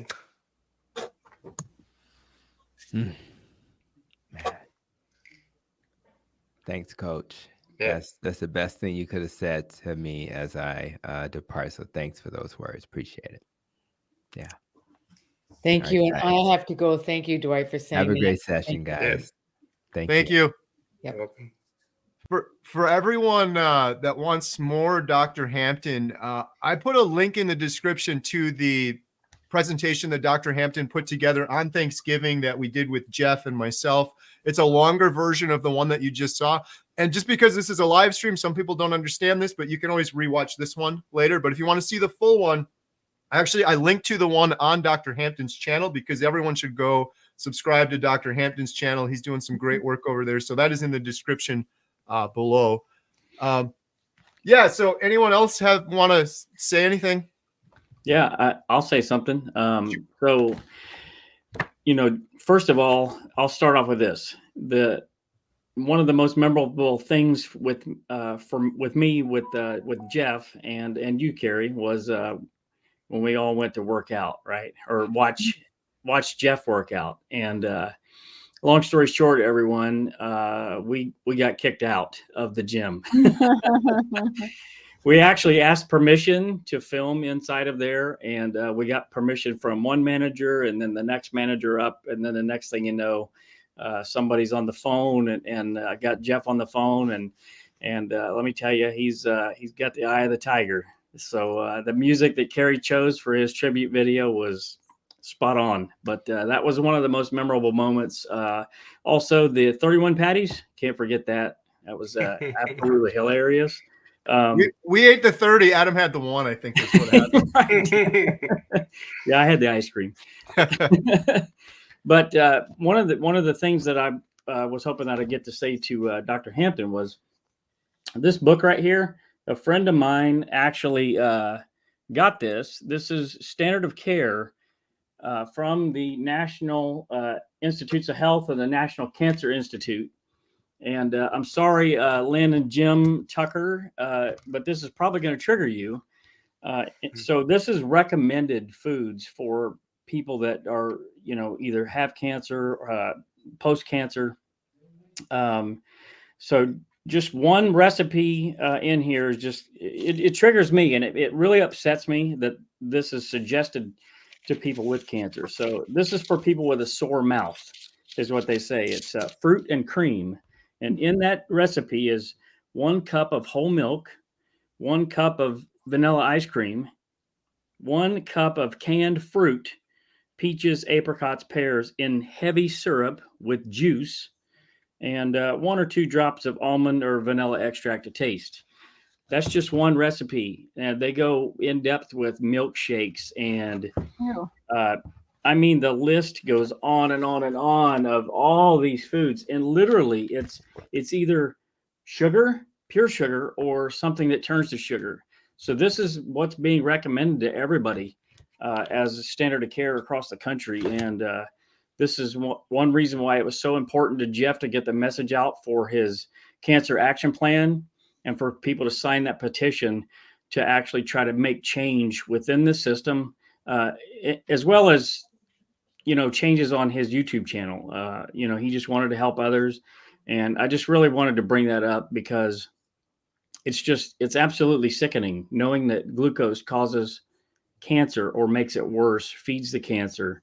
And literally that's what they're being told to eat. It's sickening. I remember Jeff said something like, it's almost like you're drowning and they throw you an anchor. Like, I have cancer, I have this diagnosis, and here you go, eat some sugar. It's so backwards. It's so wrong. So thank you, Adam. Ollie, I think you raised your hand there for a second. How you doing? I'm doing good. Thank you all. I just wanted to say we have some awesome people here tonight who have generously donated to the GoFundMe, and we have just surpassed $45,000. And I'm going to do my little mathematics here. We have like about 300 people watching. So if everyone just donated $25, we would absolutely make this target, and that would flow a lot of help and love and care in this time of need for Jeff and his family. And all of us would really appreciate it. And for sure, Heavenly Jeff will appreciate it. And his family could definitely use that. So that's what I wanted to say right now. And I want to say, hi, Russ. What's going on, Ollie? Just as I'm talking, I'll just say a couple of words. This is from a little different angle. One thing that he definitely taught me and showed me and reinforced for me is that you have to be yourself. You have to do what you do and inspire people in a way that you are built to do it. And we're all different. We all think different. We all live different. We all act different. We have a common theme that binds us, but we're all different in our personalities. And, Adam knows this, Carrie knows this. I get hate from people because, they, you don't take anything seriously, and they're right. You can ask my first grade teacher and my dad. They'll tell you, going way back, I don't take anything that seriously. But it's me. It's who I am. And I know it helps people, and I know it inspires people like Jeff. And it was one of the most, most humbling and honorable thing, most honoring thing to me for him to tell me how much it meant to him, and that he would get his family together to watch me act a fool on this internet, and that it brought him joy and peace. So I'm going to do what I do. I'm not everybody's cup of tea, but I was his, and other people like him. So that's the lesson, I think. Just do what you do, be who you are, and work to inspire people. If God wanted everybody to sound like, be like Dr. Barry, he'd have us all falling off of tractors out in the woods somewhere. It's just, he can reach people that I can't, and I maybe can reach people that he can't. And that's the goal. If we're all in this, we all need to be reaching people by any means necessary. And whether it's a doctor like Hampton with presentations, or if it's a guy like me doing silly characters, get the message and get the message out. And I learned that, and it was reinforced by Jeff and his boundless, the way he attacked life, and the way he didn't let things get to him no matter what. Just keep going, doing what you do and how you do it. And that's the biggest lesson that I learned from him. And I learned it, but it was reinforced and refreshed by him. Right.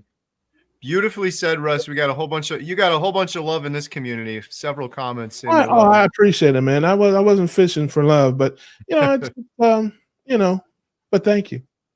Absolutely. Speaking of love, I gotta just say this one more time because it keeps going in my head over and over again. We keep talking about how Jeff went on for 30 months when he was given 3, so 27 extra months. Again, all credit to Jeff because he put in an incredible amount of hard work. But I got to shout out Dwight Garlow again up there.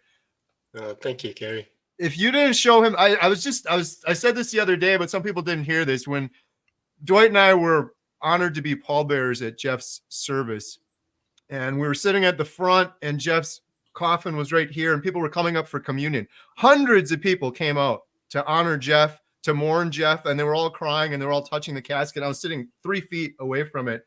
And I looked over at Dwight and I just started tearing up, just thinking, like, most of the people here have no idea that without Dwight's intervention, showing Jeff the path, Jeff did the hard work, but showing him the path, it probably would have been a couple months instead of 27 extra months that Jeff's wife and children and all of those people got with Jeff. So you're an absolute hero, Dwight. It's amazing what you did. Thank you. Thanks. Absolutely. All right. Anyone else have anything to say? Well, I can back up what Russ was saying, that Jeff did actually like him, which I was a little surprised at first. Adam strikes back. So when we were up filming him in his home, he actually literally made certain that his family sat around to turn Russ on the television and watch that. He enjoyed it so much, mainly Russ. So yeah. And I one other quick thing. I'm in preacher mode a little bit. I was doing preacher videos last night, but the times I want to thank you, Carrie, for everything.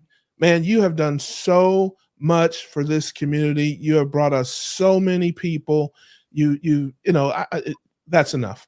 But keep going. Hey, look, that's all you get. I rock with you, man. You're my man. I don't need to tell you that. I support everything you're doing. But times like this also, just reflecting on my thoughts of this, it forces us to look at how we're going to be remembered. At least for me, maybe not for everybody, but look at the outpouring, like you said, at Jeff's funeral, like what we're doing online here. And that's a tribute to his legacy, just in the short time that I knew him, or that you brought him to us. And so, if you're a person like me, it forces you to look in the mirror and think to yourself, man, when because this life is short. It feels long, but it's really pretty short. But you can't help but wonder, man, when my time comes, how are people going to think of me? How will they remember me? How will they, what is my legacy? What am I doing?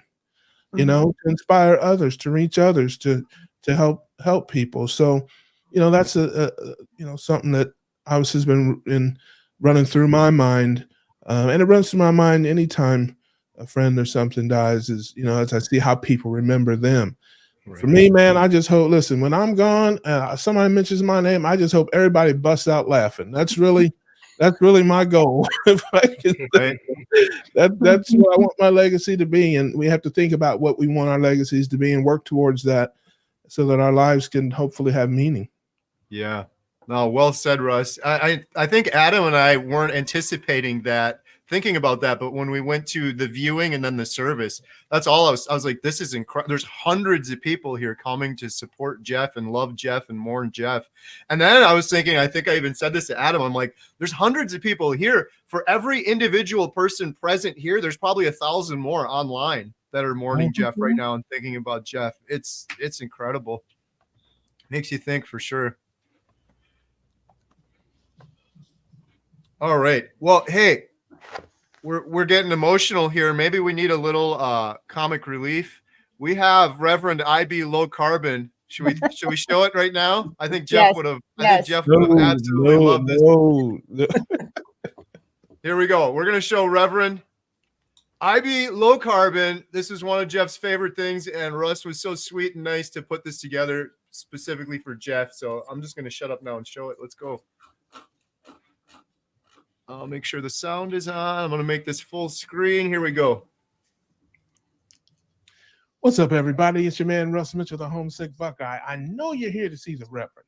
He'll be in here in a minute to do his thing, but before the Reverend gets here, I just wanted to say a few words from my heart. This video is in memory of and in tribute to our friend, our brother, Jeff Prosperis, who recently lost a battle with cancer. I was fortunate enough to meet Jeff, and lucky enough to meet Jeff through Healing Humanity, Kerry Mann Jr. and Adam Lacey. They were filming him for their upcoming documentary, and he mentioned to them that he was a fan of me and my channel and the Reverend. And, they arranged for us to meet, and he was so excited. And he came on my show and told me something that really touched me and really moved me. That when he was having bad days or chemo was rough, he would get his boys and they would sit there and watch the Reverend videos, and they would just laugh. They would laugh and it would take their mind off of things, and they really appreciated it. And as he was telling me the story,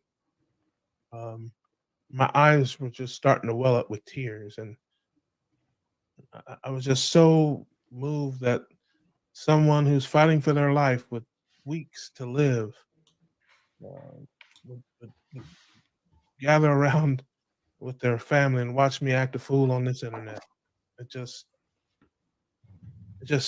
was so humbled and just so grateful and thankful that I could be a blessing to him. And I didn't want to cry because, man, I cry ugly.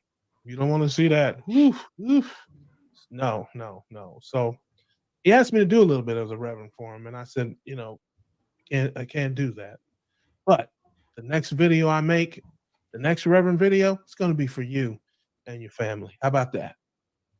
And he was so excited. He said, "Oh, that'd be great, man. I love that. I can't wait. I can't wait."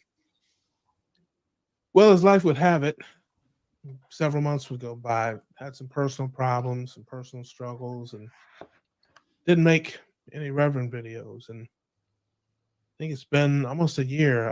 I wouldn't swear to that, but it's been quite a while since I made another Reverend video. And when I got the news from Kerry about his passing, just hit me like a ton of bricks that I never made that video for him. But then I thought about it. I said, you know what?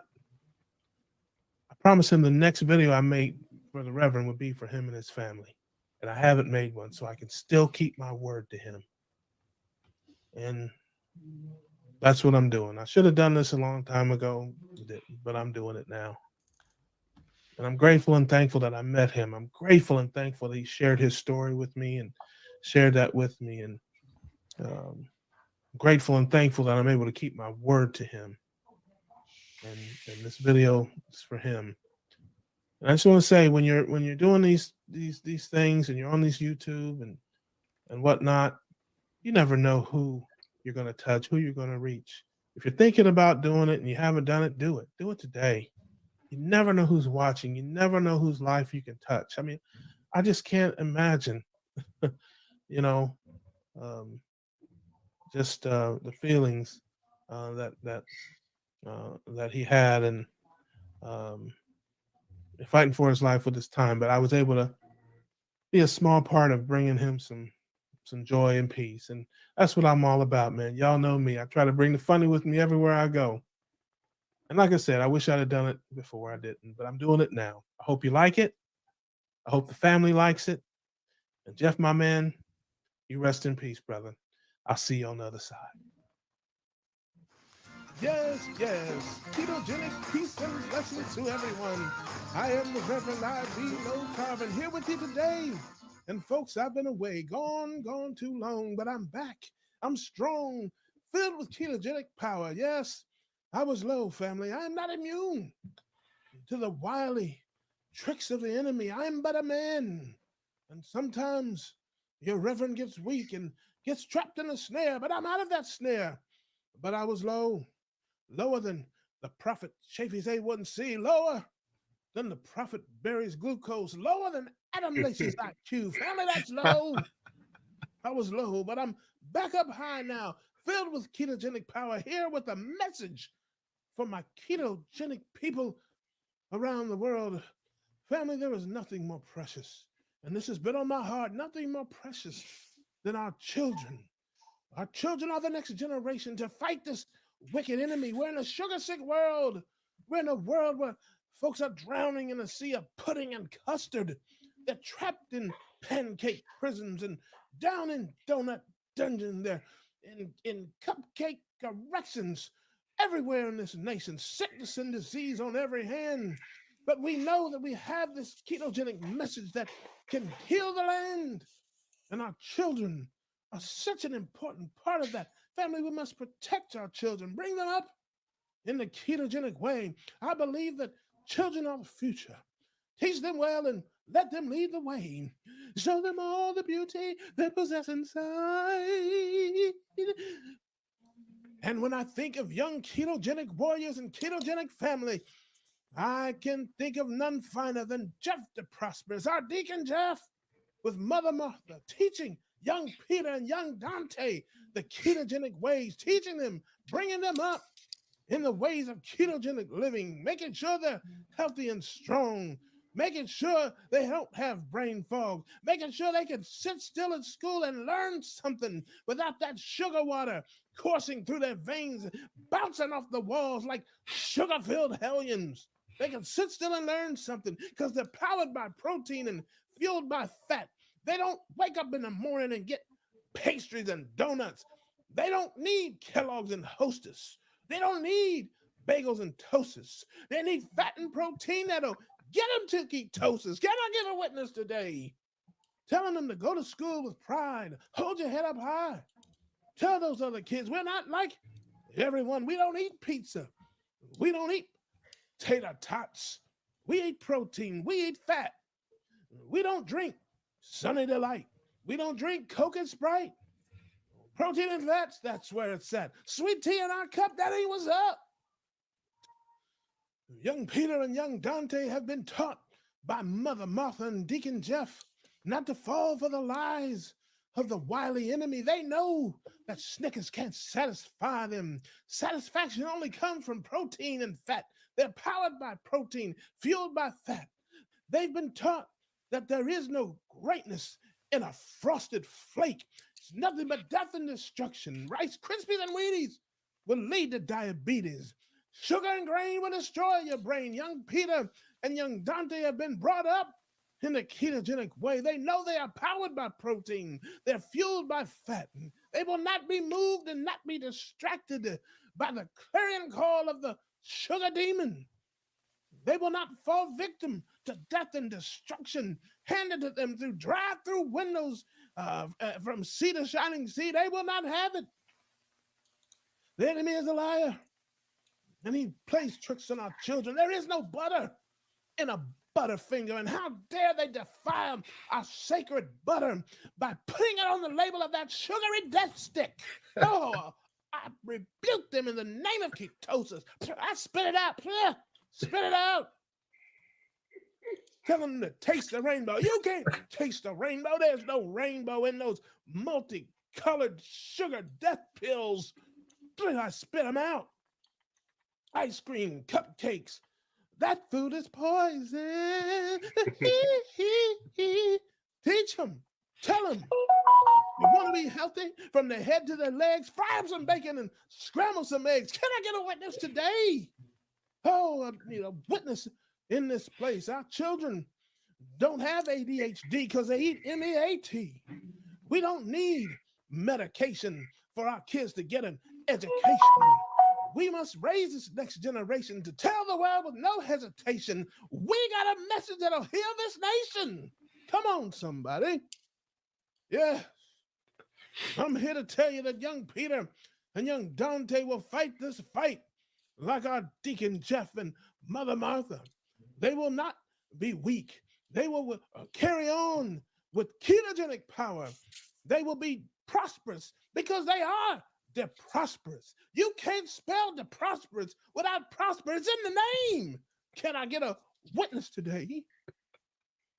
Our future is in great hands with young Peter and young Dante and many other young ketogenic warriors that are leading the charge, leading the fight against this sugar demon that's possessing so many in our land. Our future is bright as young Peter and Dante, trained by Mother Martha and Deacon Jeff, are shining their light, shining a beacon of light so that lost sugar-sick soul can find his way home. And family, I want you to join with me, Deacon Jeff, Mother Martha, young Peter and Dante, as we take this message to every mountain high, every valley low, to the city and to the field, from sea to shining sea. It's a life-saving, life-changing message that we must tell everyone. Keto saves. Keto saves. Tell the world. Keto saves. Amen and amen. Russ, That's awesome. you outdid yourself, man. That was incredible. I started cracking up at the buttery death stick. You gotta spit them out. Hawk to them out. Well done, man. Oh, you're on mute, Russ. Leave him on mute. He made fun of my IQ. Yeah, listen, I get a little bit of love, and Adams just starts hating right off the bat, man. You know, I poured my soul into that one, man. But I always try to do that, man. I mean, I'll set myself on fire if it'll make a difference in somebody's life, you know. But I'm just glad, like I said, that I could be a blessing to anyone, to anyone. And you know, it's what it is. I just do what I do, man. Thanks for doing that, Russ. That was really special. Yeah, that was very awesome. Jeff would have loved it. 100%. 100%. That was so good, Russ. It got better and better as you went too. I was just cracking up there near the end. Awesome, man. Good stuff. And I found that goofy picture of him on his channel, like the end when I did the in memory of. I wanted something silly, and he was dressed up as I can't think of the name of the guy for Halloween. Oh shoot! Yeah, he loved that guy too. He always yeah. Like it. What was his like, name? oh, this would be great in memory of, and have him dressed up as that guy. So yeah, man. I you know, like I said, rest in peace, brother. We'll see you on the other side. Yeah, Sandra said Jeff's laughing right now. I agree. Cracking up. Hope so. All right. Well, I want to do something here. We were doing this a little bit earlier. I asked Dr. Kiltz at one time for some advice for Jeff, to support Jeff. Like, what can I say to him? And you guys might have seen that in the other video. He basically ended it with just say, I love you, Jeff. So why don't we put that in the comments? I think it'll be kind of fun. Put some good energy out there. If everyone loves Jeff, put it in the comments. I love Jeff in the comments or the chat or whatever. And if anyone else has anything they want to share or say, please feel free. I'll ramble here for a second. The only thing I wanted to add near the end is, how can we honor Jeff's legacy? And for me, I've been thinking about this a lot. I think the best way to honor Jeff's legacy is to kind of be more like Jeff, be a helper. He believes we were put on this earth to help people, and I believe that too. Live your life to the fullest potential. I don't know anyone that was living their lives more fully than Jeff.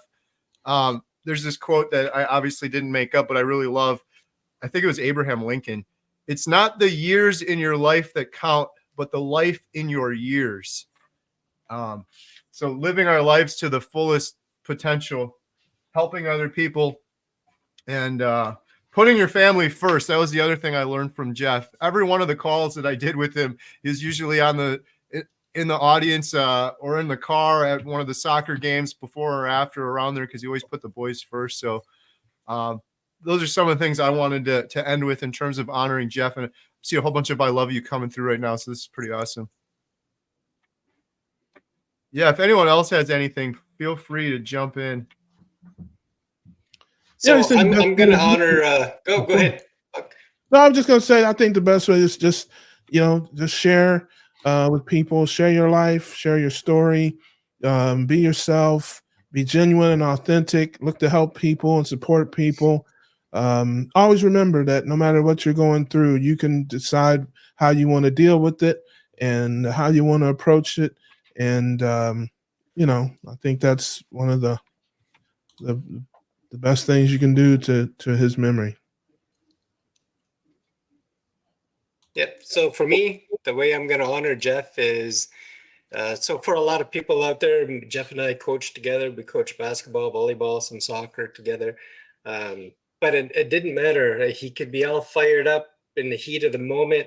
But after every game, we'd all come together and we'd all circle up, arms over each other's shoulder. And he just pushes love upon everybody. He would just, point out the good things that happen and then kind of just, okay, better luck next time. But we would always end. And I didn't make fun of him, but at one time I was like, is that your halo? Because he was very, very Catholic, right? Very, we would do a prayer before each game. And then after I called that his halo that we did, circling shoulders. Yeah. So that I'm gonna take that to my teams that I do. And I think that's the way I'm gonna honor him, is by circling up at the end of the game and just, keeping that tradition going. That's awesome, Dwight. Adam and I were blessed to watch you and Jeff coach. And I remember it was kind of a tough time because you were doing cuts. Some kids were getting cut on the team. And I remember Jeff getting up in front of everybody and he said, you can be sad for 1 minute and then you go back and you get back to work and you go do the hard work. So yeah, don't live on that sadness, right? You know, just give it a moment and carry on. Awesome. Anyone else? Yeah, I just wanted to say, I'm going to honor Jeff. I was thinking, I was watching Ed Milet and he had this video, what if you had 1 week left? And it reminded me of Jeff. And he was talking about how Ed Milet, his daughter is in the same volleyball league as Kobe Bryant's daughter. And he saw Kobe with his kids a week before Kobe and his daughter passed on the helicopter. And he was saying, like, I wonder if Kobe knew how much time he had and if he would do anything different. And I was like, man, it reminded me of Jeff, because he said too, he saw Kobe waiting for his daughter to put her stuff in the bag, and he was patting her on the back, and then he was holding the other kid. And Jeff, he was that dude, like, he lived that. He probably thought too, like, how much time do I got left? And I just want to remind you guys, what if you had 1 week left? What would you change? What would you do differently? Would you hug somebody? Would you kiss them? Would you pat them on the back while they just put their stuff in their bag? Jeff was that dude. He was always thinking about his kids, and I'll honor him by just remembering, like, what would I do with the time left? And I'm gonna just focus on my kids like Jeff did. Jeff was always focusing on his kids, and that's what Kobe was doing. And that's, the carnivore stuff is great, but Jeff as a father and a fighter, that's what affected me the most. And I'll honor him by being a good father and a good fighter. That's awesome, JT. Thanks. You'll never be a better fighter than Anna. She got them hands. I'm telling you right now. You walk up on her if you want to. She will hit you with a 2-piece and a biscuit. I'm just telling you. The last thing I'll say real quick in terms of honoring Jeff is I'm gonna make sure it's gonna be, if it's my life's work forever, honoring Jeff through the documentary and telling his story properly and getting it out to millions of people, because what he said to us and his story and his words and his work is so inspirational. So we're gonna make sure that the world hears about it for sure. 100%. I agree with that wholeheartedly, Carrie. And initially, full disclosure here, when Carrie wanted to add cancer as part of the documentary, I was a little bit hesitant, just because of the backlash we might receive from it. But that was definitely an error in my way of thinking. And Carrie had the vision to push through and incorporate this subject that's so important to so many people, that I'm thankful for you for that, Carrie, and I'll do everything I can to make sure that we honor Jeff's message to help others. Yeah. Well, thank you, Adam. Yeah, 100%. We have to do it for Jeff, and then also just because Jeff was so excited, so passionate, so fired up about this whole project. We were talking about it quite a bit. So, and he's a huge part of it. So we'll definitely honor him that way. So maybe we'll end it there unless anyone else has anything else they want to say before we wrap up. I love you, Jeff. Yeah, we love you, Jeff. Thank you so much, everyone, for joining us. I really appreciate it. If you want to donate, or if you can't donate, or if you could share the GoFundMe, we'll leave the link in the description below. And there's a link for Dr. Hampton's presentation that we did earlier together as well. And there's also a link to Jeff's channel, which is still up, Blessings on My Journey. So make sure, if you guys haven't followed that, you can go back and follow there as well. So thank you, everyone, for joining us. Really appreciate it. Thank you, Russ, too. That was incredible. A great way to end it. Really appreciate you all. Everyone have a good night. Good meeting you guys. Anthony. Thank you. Have a good night, everybody. Bye. Good night.